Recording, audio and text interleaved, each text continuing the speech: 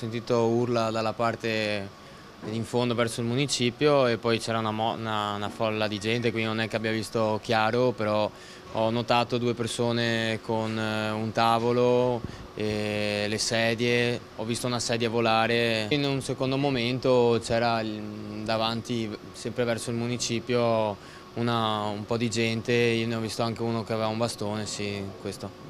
Stava prendendo l'ordine a un tavolino del plateatico del bar di cui è titolare quando dal nulla clienti e altri gestori della zona si sono trovati di fronte a una violenta rissa nel centro di Via Palazzo. Non erano nemmeno le 23 quando un gruppo di ragazzi stranieri ha cominciato a litigare brandendo e lanciando tavoli e sedie. Poco dopo è arrivato qualcuno armato di spranga.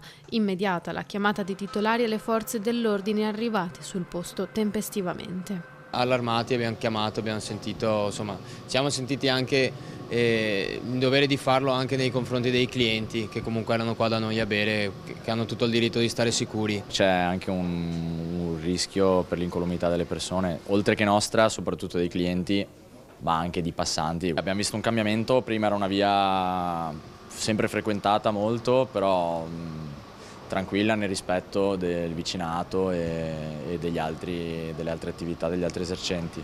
Da un paio d'anni a questa parte diciamo che ci sono stati svariati episodi di risse e frequentazioni un po' particolari. C'è preoccupazione, ma anche sconforto da parte di alcuni gestori dei locali di Via Palazzo che lamentano infatti da tempo una mala gestione dei clienti, attività che svolgono il proprio lavoro ma che attirano un certo tipo di clientela che, lo dimostrano infatti spesso, sfocia in tensioni, risse e aggressioni appena a 2 passi dal municipio.